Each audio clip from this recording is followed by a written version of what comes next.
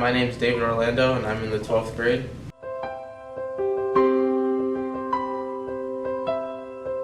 Kind of pointless from a lot of my life. What I really experienced growing up was a lot of asking for favors. It seemed like I was just praying up to God, asking Him for Him to do certain things for me, and it was kind of just like empty statements and thoughts that I had. And it's not until I got older that I realized that prayer isn't just asking God for something that you can get or something new or something that like is intangible. It's something that you're having a conversation with God. You're asking for His will to be done in your life. And prayer is supposed to be more of figuring out your relationship with God than just asking for favors. Very evidently powerful in my life, contrary to what I said earlier. But I think that what really made me realize what the importance of prayer is my dad. And in 2004, my mom was diagnosed with breast cancer, and I was 7 years old, and it was kind of like a oh no type thing. Like my family was all worried about it, but I was only 7, so I didn't really understand the importance or danger I guess my mom was in. And I remember my dad telling me that before she was diagnosed, they always thought that there was a possibility that she could have it. And I remember right before her diagnosis came back, my dad told me that if she is diagnosed with breast cancer, that her life expectancy is a lot lower. And I didn't know that. As a 7-year-old, I was kind of just like, oh, that means mom's not going to get to drive me to school anymore or something like that. But I didn't realize how important it was. And so my dad would take me to school while she was sick, and she would stay at home and stuff like that. And then things started changing. Like she would always wear a bandana, and then her hair color got different, and her hair length got different and stuff like that, because she started wearing a wig, and like when we'd go out and stuff like that. And then apparently she was fine. She did chemotherapy, and that's what took the hair away, and then she was fine after that. But again, in 2006, she was diagnosed again with breast cancer for the second time.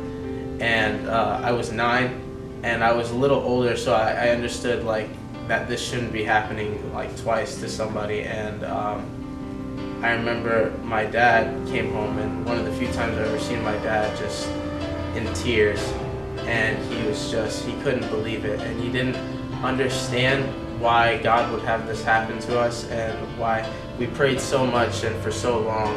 And it wasn't until he stopped crying and he sat me down and made me realize that God has His hand in everything in life. And I know that I wouldn't be the same person, and my mom would not be the same person, and really no one in my family would be if not for that happening. So one night when I was 9 years old, after my mom had been diagnosed, it was about 2 weeks after my mom was diagnosed for the second time, my dad came up to me and he told me that I'm gonna have to go to a friend's house for a few nights. And I didn't really know what that meant. I was just excited just to hang out with my friends and stuff like that. And he later told me the real story of what happened those 2 nights that I was gone. And my dad and my mom and my brother got the keys to our church that I go to, and for one entire day, for 24 hours straight, they went into the church and they stayed there and they prayed.